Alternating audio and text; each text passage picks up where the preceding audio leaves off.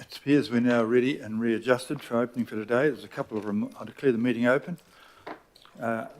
Reminders, the meeting is being live webcast. We have electronic meeting attendance protocols in place, and I'll observe them. You'll be in a secure place during the meeting, and if you should not be driving while connected to the meeting. Please be present in the meeting and ensure your phone is turned off or at the very least silent. And those people speaking, please speak into the microphone, not roughly near it. It would be really good. Now, before we get underway, Alf Filipina would like to just offer an obituary. Mōrena koutou katoa, and thank you, Your Worship, for allowing me to just say a few words about a ex-councillor who passed a few weeks ago. And the last governing body, I wanted to sort of mention that, but I didn't get online early enough. So this particular person is the late Ian McGeeckie. Councillor Lee will definitely know, and same with Councillor Stewart. Just to give you a background to ex-councillor Ian McGeeckie, he first got on to local government in 1983 as the Papatoetoe City Councillor. The amalgamation through there then got us into the Manukau City Council and ended up as a councillor on the Papatoetoe area. He is survived by his wife Glenys and their 3 children and great-grandchildren and grandchildren. Just to sort of let you know, the era with the late Ian McGeeckie was, he ended up in the period where he was part of the council, Papatoetoe initially, to get the Alan Brewster rec centre up and running.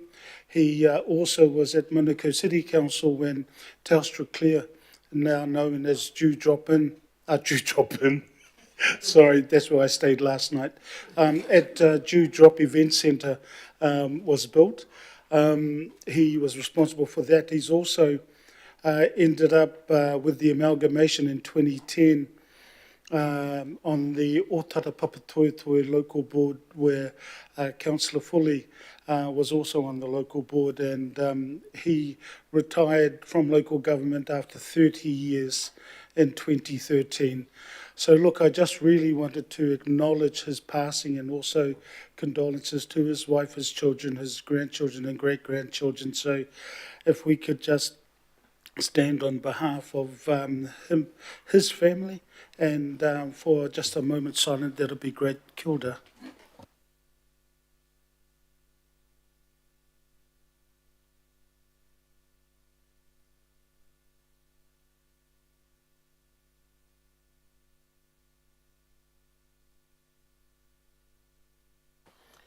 E te rangatira moi mai rā, moi mai rā, moi mai rā. Kia ora koutou. Thank you. Thank you for that, Councillor Filipina. Apologies, I've received an absence apology from Councillor Dalton, a lateness from Councillor Fletcher. Oh no, an on-time one. You've missed the Christmas carols there, Councillor Fletcher, but not much else. Are there any more apologies? If not, I'll move the apologies and it'll be seconded by... Thank you. All those in favour, please say aye. The contrary, carried. No electronics, and so... Okay, thank you, Deputy Mayor and the choir, for that performance. It's been a big year with some big achievements, like setting up the Auckland Future Fund, getting the lowest rate rise of any metropolitan council in the country, getting a good deal on water reform, making the port earn more money, introducing a $50 weekly fare cap on public transport, taking back control of transport planning, and getting our new waterfront swimming pool ready in time for summer. So thanks everybody for their contribution. We've done a lot this year. That said, we've also got a big agenda today, and we're going to be tight on standing orders. So please make sure your questions are actually questions, not comments, so we can keep focused. For your info, for item 10, my item, I have invited Hukura IMSB Chairman David Taipare to join us for the discussion. One last thing, remember if you're online, turn your camera on when speaking. I'm going to be strict on that. Okay, any declarations of interest? None. Confirmation of the minutes. Mover and seconder, Fletcher and Deputy Mayor. All those in favour, please say aye. Contrary carried. Public input, we've had 8 requests, and as I have to, I'll tell you what they were and what we've done with them. Public input, the Dog Friends of Auckland were declined under Standing Order 77B. This is a consultation process attached to it. PSO, CCO reform, the Director Group Strategy and Chief Executive's Office and the PSA representatives have agreed that the key points will be made when the Chief Executive addresses the meeting at item 10. Referred request, My Chua, ramifications of street use charges and directions including Cross Street, Canada Street, Mercury Lane, East Street, under Standing Order 772. Request has been referred to the Transport, Resilience and Infrastructure Committee, who hold the delegation for those types of matters. Deferred requests from Chloe Swarbrick-Hart of the City and Steve Bealby on St James Theatre. Report is scheduled to come to the governing body in February 2025. They've all been informed. There was a withdrawn request from the screen industry about the CCO review, and the Mayor and the Chief of Staff will meet them in early 2025. There will also be one public input in the confidential section of the agenda relating to the Arts Partner Funding request. We also had one local board inquest which has been deferred as follows. Again, the Waitemata Local Board was the subject with the St James Theatre. It's reported it's scheduled to come to the governing body in February 2025.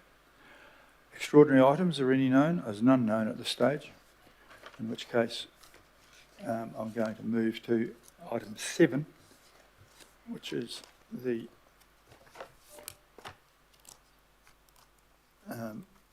Chief Executives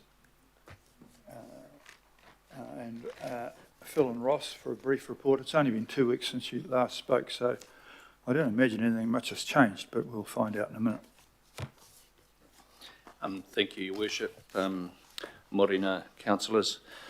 As Mayor Wayne says, because we brought this meeting forward, it's only 2 weeks since the last one, so I'll be deliberately very brief. Ross can talk to any detail here, but we continue to be on track financially. Even in 2 weeks, we've made good progress with some of the key strategic areas of focus, particularly in the government relations space. You'll have noted the transport direction setting in terms of governance and priority setting in the transport space. The water care charter has been further progressed, and to note the third bill enabling the water and wastewater related changes has progressed, and the airport shareholding has realised a value actually slightly in excess of what was budgeted in the LTP, and the Auckland Future Fund in real terms is rolling, ready to roll. So good progress. Some of you had the opportunity to attend a readiness briefing from Auckland Emergency Management, and thank you for your support in that space. I just draw your attention, for those who couldn't make it, to the fact that that was recorded. I'm very mindful of the summer season and the cyclone risk. In fact, we've got a weather watch today. So I just draw your attention to that, and I'd encourage you to have a look at that briefing so that you understand the extent of preparations that have taken place and get a sense of our readiness there. The final thing I'll say is, and just in terms of things that have happened in the last 2 weeks, we've had the initial results from our latest staff engagement survey, and I'm happy to report that that staff engagement has improved for the 4th quarter in a row, and is now as high as it's ever been, and just knocking on the upper quartile for all public sector agencies. So we're in good shape. Very pleased with that.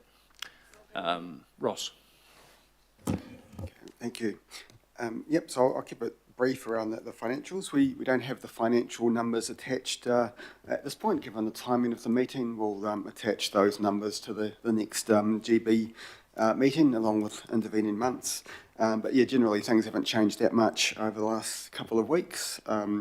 CapEx across the group, still looking like strong delivery, despite a slow start for transport and water care at the beginning of the year. And we're starting to see the Category 3 property purchase of the storm recovery buyouts starting to accelerate within the council parent. With the last few months, we've sort of been averaging cash settlements going out around 100 million per month, and it's sort of now up above 150. So we are starting to see those pick up in terms of the cash moving out the door. Sort of not unexpected, but we are starting to see that. In terms of operating revenue expenditure across the group, last month we reported operating expenditure and revenue both about 5% favourable to budget. Those trends are continuing. Within the council parent, we are seeing expenditure largely be in line with budget, but strong revenue coming through, particularly in the resource consent area. Elsewhere across the group, ports revenue still going really well. So that's kind of, an overview of the numbers.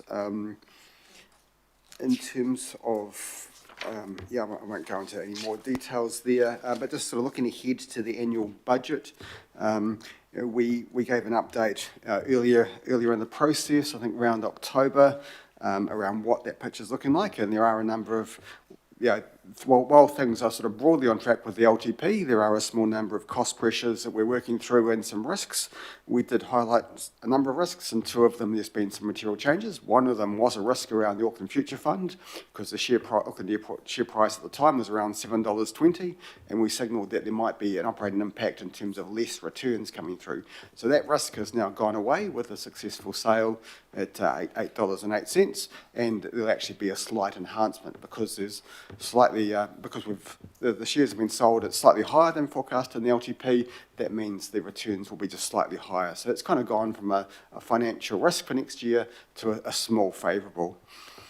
One of the other risks we highlight was around the interest and operating costs associated with the Category 3 buyouts for storm recovery. So and that was reported to the Transport Resilience and Infrastructure Committee last week.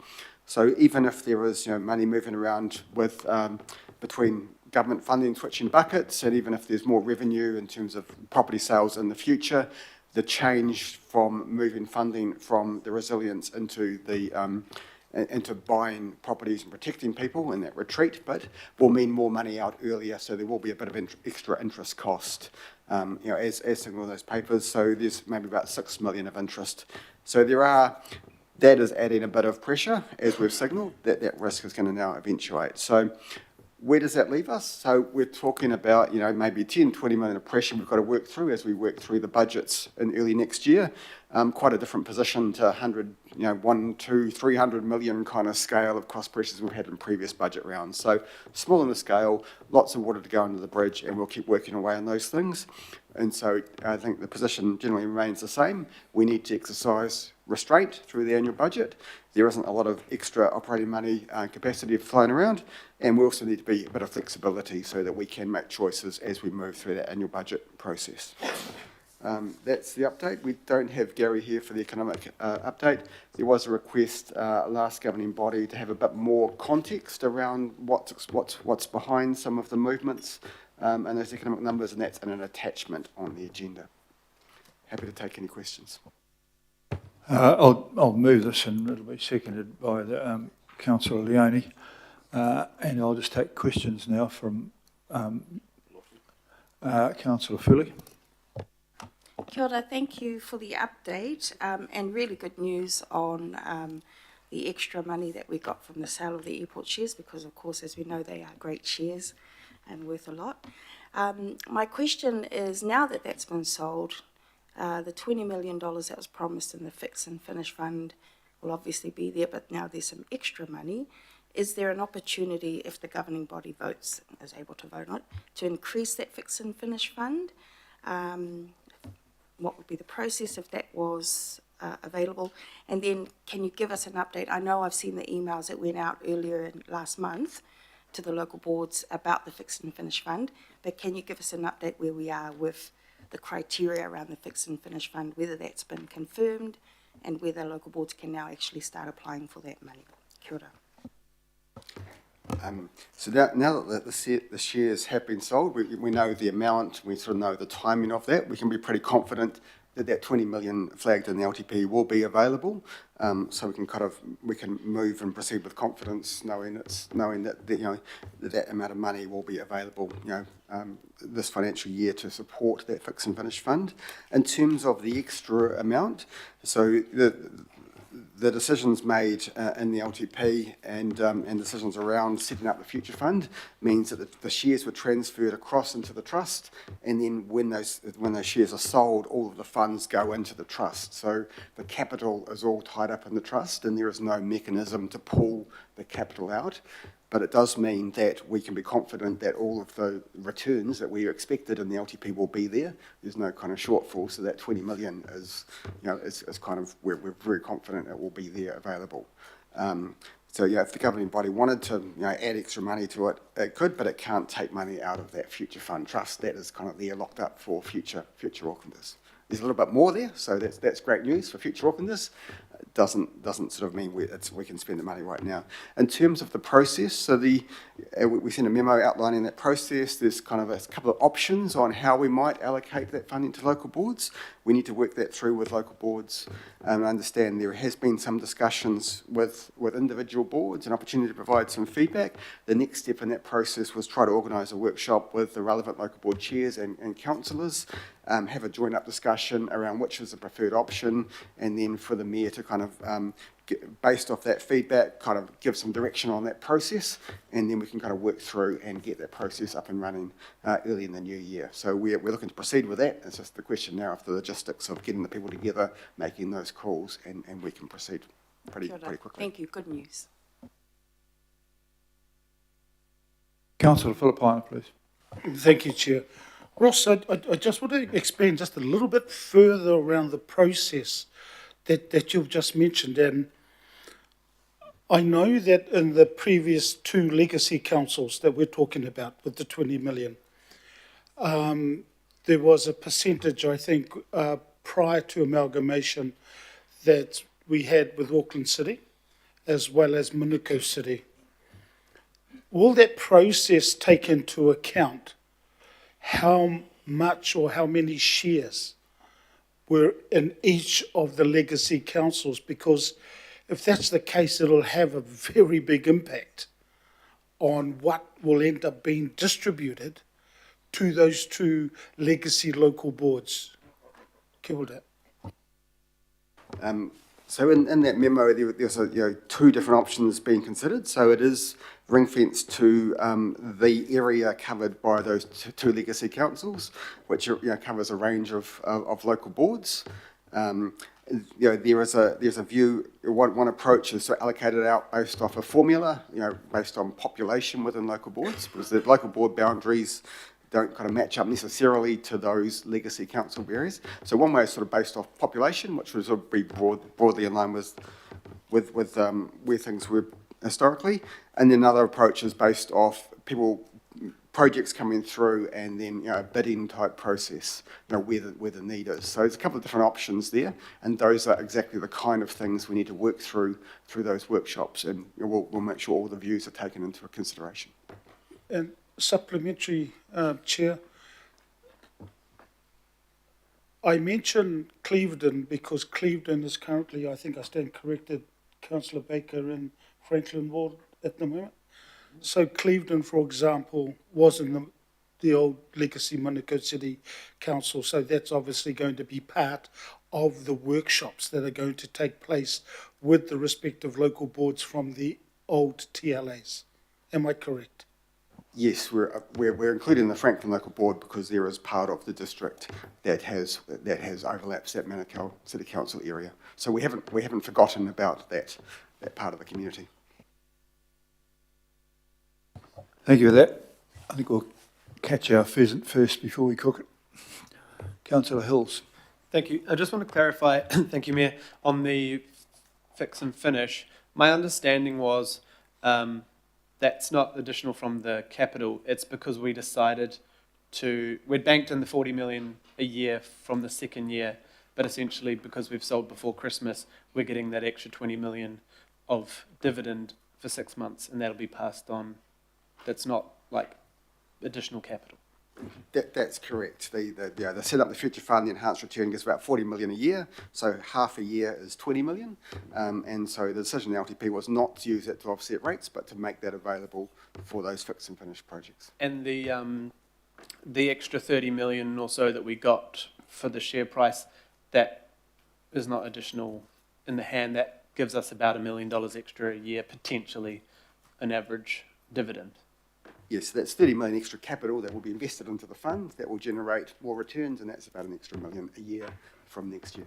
Yeah, and thanks for that. The other question I have is, there was a lot of talk around the cost, this massive costs, share brokers, etc. I understand that may have been through the chair of the Future Fund. We may have not had a cost in the end, even though it was predicted quite a big cost to council to do that transaction. Yes, I mean, so there are some costs in terms of lawyers and advisors, etc., but it's small in the scale of things. And in the long-term plan, we assumed a share price. I think it was $7.97 as the share price. It was based off a share price at the point in time, and we assumed there'll be 1% of transaction costs or a discount against that. So after those transaction costs, it was about $7.89. But we achieved an all-in cost after transaction cost of $8.08. So it's actually, we did really well compared to, on an after fees basis. So yes, we didn't have the fees we expected, and we got a much better share price. So all in, it was a very good result. Okay, thank you. Okay, no further questions. Oh, sorry, Councillor Watson and Councillor Lee. Hi, Ross. Just a couple of questions about the Auckland Council Group debt, if that's okay. So, and I'm going to, I picked this up in the last quarterly report just a week or so ago, a couple of weeks ago. So in year 2022, it was 11.1 billion. Currently sitting at about 12.5 by the looks of things, or moving up from 12.2 to 12.5, and projected to go to 14 billion next year. I guess that's in spite of the fact that 835 million of share sales went into that. What's the difference in the annualised interest payments then from 2022 to that 14 billion projected for next year? What's the? Do you have those figures on you? No, I don't have those figures in front of me, but yes, there will be an increase in interest given the the higher level of debt. That was always planned. That is a consequence of investing in the capital program. It's also some of that is driven by the property buyouts driving interest costs. So that was always the plan. If we hadn't sold those shares, the debt would be, the prediction wouldn't be 14 billion. It would be 14.8 billion. If we hadn't reduced the debt with that first tranche of airport shares. Yeah, it certainly would have been. I guess I'm just thinking back to the rationale for the sale at the time, and that first annual plan, which was to reduce interest payments. So the interest payments aren't reducing then, are they? They will have increased quite significantly from 11 billion to 14 billion. So that interest cost, and particularly with interest rates going up too, will it be significantly more than back in 2022 then? Yeah, in terms of interest rates, that's largely hedged, and the interest rates are kind of travelling in line with the projections in the LTP, maybe slightly lower, and that's factored into our updates. Yes, it is the case that interest costs are increasing because of the extra investment in the capital program. Interest costs will be higher next year than this year because of that. But if we hadn't sold the airport shares, they'd be higher again, and that would be an additional interest cost to cover an additional operating gap that we have to do. So by having sold the airport shares, it means less debt, it means less interest than would otherwise be the case, and therefore less rates funding to cover it. But the key takeout for the public is those interest payments are going up and going up significantly. I just wonder, in amongst all the balancing that we do in terms of the returns from the Auckland Future Fund, the anticipated returns, say compared to the returns, say from the airport shares and the lower level of debt, do we ever do a balancing act to see how that all pans out? So for instance, the increase in interest costs, is that going, and the projected returns that would have come from, say, airport shares, that's not going to be superseded by the return from the future fund, for example, are they, when you do all that balancing up? What can just remind me what the anticipated return from the future fund for that first year is? So in the LTP, the assumption is that the target is a return on the future fund of 7.24%. 2% is to be retained in the funds to make sure we protect the real value over time, and the distribution will be 5.24%. And so that is an enhancement of the sort of 1 to 2% dividend yield we were getting, and the difference in cash terms is around 40 million per annum by getting that return out of the future fund, which is higher than the dividend yield we were getting previously. So 40 million per annum? 40 million per annum. Yeah. Well, it'll be interesting to see what the difference is then in that interest cost from 11 billion to 14 billion, if you take that view over time, then wouldn't it, to see how that balances, how it fixes the overall mix of what we're paying off, because I'm assuming we're paying more than 40 million in interest for that increase from 11 billion to 14 billion. Yep. So the interest cost is driven by the capital, the debt we're using to fund the capital investment. That's sort of separate from the investment returns that we get. The fact that we're getting 40 million extra return helps cover all of our costs without relying so much on rates. So whether it's covering interest costs or other costs, it's really helpful that we've kind of got that extra 40 million return coming in each year. But yes, interest costs will go up as long as we keep investing in CapEx and keep borrowing to invest in the city. Okay, thanks, Ross, and I appreciate those figures for the interest payments. If you can get those. Yes, we'll get those ready. Thanks for that. Ross, I think in future what we might do is report debt as a percentage of assets, because debt's rising a bit, but assets are rising quite a lot more. And so you can increase debt and have a lower debt profile. So I think that might clarify some of that thing, but it's fine to ask those questions and answer them. Thank you. Councillor Lee, please. Yes, thank you. My question is to the Chief Executive, and it relates to the question I asked the Chief Executive at last month's governing body meeting, and that relates to the formal agreement the Chief Executive signed off in regard to the development or the restoration of the St James Theatre. The sign-off, I understand, took place in June. I understand that late in August, the Mayor expressed reservations about the project and felt it should go to the governing body. As the chair of the St James Working Party, I felt, even though it didn't need to go to the governing body, nothing wrong with a bit more democracy and updating the governing body on its formal decision in 2016 regarding this project. In October, the Mayor, unfortunately, was in Brazil and so the item did not appear on the agenda. In November, at the very last minute, it was pulled from the agenda, I understand, by the Mayor. So there was no way of having a notice of motion table because it was too late, so catch-22. And when I asked those questions of the Chief Executive, I was assured by the Mayor's staff that it would be dealt with in December. Now I understand at the last minute it was pulled. The developer, Mr. Bealby, was told that there wasn't enough room on the agenda, which people can judge for themselves. However, finally, in last week, in December, almost 6 months after the agreement was signed, the Mayor did write to the developer and said he wanted to meet the developer in January and would like the matter to come to the agenda, on the agenda in February. He would like.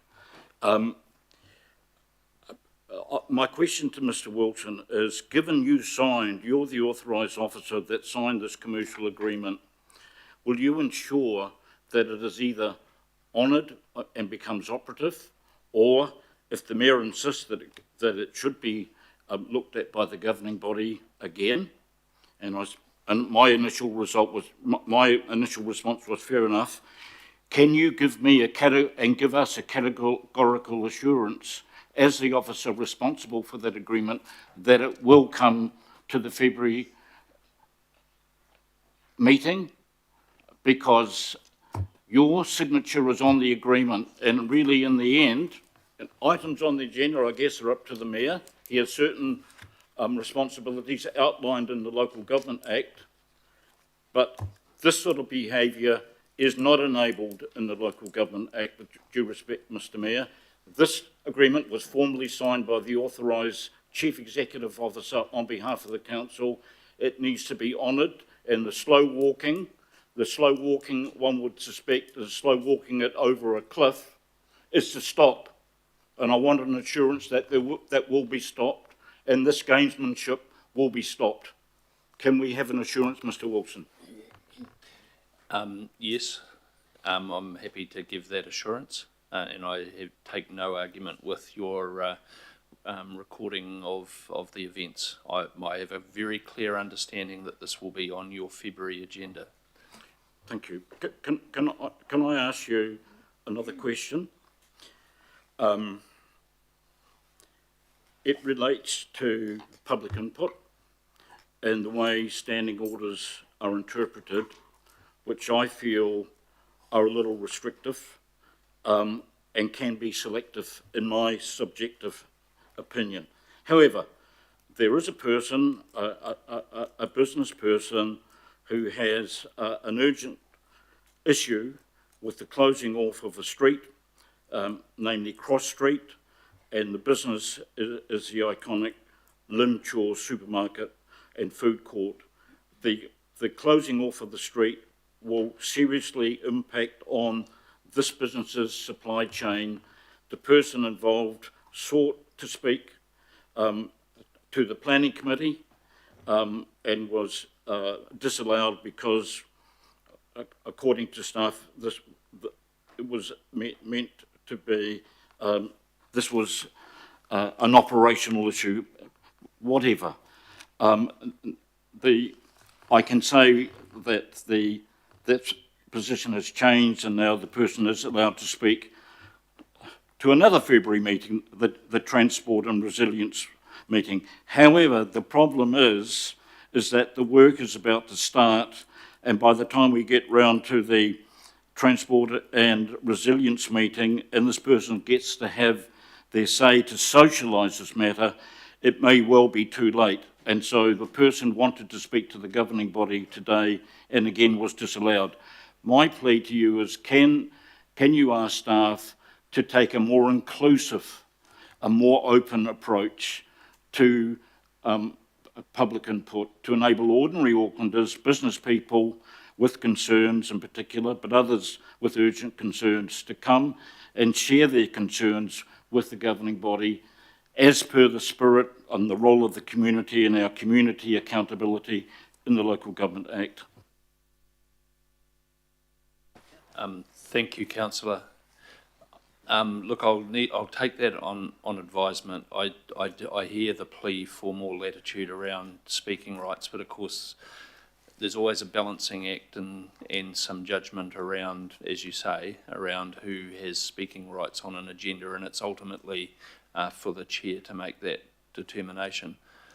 I might just offer, if it's practically useful, given what you're saying around the time frame, if it's useful to have me meet with this person offline. I know it's not what you're asking for, but I'm very happy to do so and try and address their concern to the officers. I'm unfamiliar with the background to this one. As I understand it, it's an AT decision anyhow, isn't it?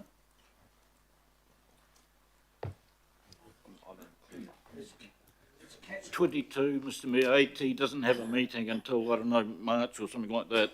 The person has an urgent problem. We are the governing body, are we not? AT is meant to be dethroned, or is it not? But the spirit, we should be anticipating the whole purpose of what you're talking about in regard to AT by taking a leadership role here and allowing the public to talk to us about AT problems. AT have got a board meeting on the 18th of December, and Councillor Williamson will take it where the decision making is. It's been my practice to try and put those people in direct contact with the officials who are making the decisions. They're welcome to chat to us, but we can't make that decision. We don't close streets here. Point is well raised. Thank you very much for that. Councillor Henderson, please. Oh, yeah, g'day. Almost forgot my question. Auckland Council Future Fund Bill, could I just get a little update from, I don't know if this is a Ross question or a Phil question, on how that's tracking and when we're basically expecting that to become the law of the land? So the update I've got is it's the process is it's for council to publicly notify that bill. So that has happened. That happened last week or the week before. So it's out there now. So the process is underway, and then it'll need to travel through the legislative process. So it kind of depends on sort of parliamentary timeframes. But the things are underway. The process has started, and it'll have to work its way through Parliament. Thank you. I suppose what I was getting at is if we've got an indication on what those timeframes are. I suppose we don't. I'll need to check the detail, but I understand the consultation exercise concludes through January. Councillor Fletcher may have an answer, and then it is reported back to Parliament. Yes, there are requirements in terms of public notification. That information was in the New Zealand Herald last week, and I understand that it will track as fast as it can with a view to coming back early in the parliamentary term next year. Carlos Chung is the sponsor of the bill, and having spoken with members on all sides of the House, it is anticipated that it will be welcomed and supported by all political parties. Right, thank you, thank you. Thank you for the question, thank you for the answer, and thank you for your inputs into keeping things moving along nicely. Thank you, Councillor Fletcher. Okay. Just can I just add that Ms. Chua, Moi Chua was declined the opportunity to address the AT board on the 18th, and that is why Ms. Chua wanted to come and address to the governing body, because we're meant to be in charge, she thought. Thank you. Yeah, I wasn't unaware of that. Councillor Bartley, please. Baker. So I misheard. Close enough. We look the same. Just on that, Mike, so just to clarify too, so I've was discussing that this morning with Moi, and so I've offered to meet with them, and so potentially Phil and I can lump that in together. And we had a meeting on site a little while back to discuss that, so might be able to take some of the puff out of that. Thank you, Councillor Baker. Okay, you can withdraw, and if there's any debate on this, otherwise I'll move it. Councillor Fletcher, please. I had three brief questions, if I may. One is to Phil Wilson directly. With the announcement of the establishment of a Minister for Rails yesterday, will that have an impact on Auckland Council and the negotiations that you have been undertaking on our behalf on rail-related matters? I think the truth is we're still clarifying exactly. I did have a discussion with Auckland Transport this morning on exactly this point, and there was some clarity provided in that you've in a sense got a Kiwi Rail shareholding minister and a transport policy and funding minister, and I'm not sure it changes hugely the discussions we're having in the transport space, principally being with the Honourable Simeon Brown as Minister of Transport. But let me clarify further as this unfolds. I look forward to your update in February. There'll be no Greyhound buses, though. Very good. The second question I have to you, Phil, is that even with the success of the minimal transactional fees and the share price, can you confirm that the Auckland Future Fund Board has a real challenge ahead of it in meeting our expectations in terms of investment return? I think Ross might be in a better position to answer that from a technical perspective, but yes, obviously there is a degree of ambition, although anchored in realism in terms of what we might expect in the long run in terms of average returns from the fund. Everyone, as we've discussed previously, everyone has to understand that there will be ups and downs in any one year, as is the nature of the market, and therein lies some of the challenge. But they have significant work to do in terms of now making the investments that will give the type of return that's baked into the long-term plan, yes. My third question to you is I want to congratulate you on the work of Lucy Baragwanath. She is doing absolutely wonderful work in trying to make the Hauraki Golf Marine Park Forum more effective. Can you confirm that you will be able to report to the February governing body meeting on those ways to streamline regular updates for Auckland councillors on the work of the forum, and to ensure that the members of the forum are mandated to represent the views appropriately? Yes, I can, and that some Hauraki Golf Forum issues have been brought to my attention, and we'll be working on that over the next period of time, and I look forward to discussing with you in February. And finally, just thank you and the staff for all of the support. I say that on behalf of the directors of the Auckland Future Fund, we have really appreciated the collaboration in recent times. And thank you for your leadership. Agreed, thank you. Okay, is there any debate on this, or otherwise I'll put the motion? All those in favour of receiving the information provided, please say aye. To the contrary? Carried. Thank you very much for that report. We're going to move to item 8, which is the draft Te Puna Monga Authority Operational Plan.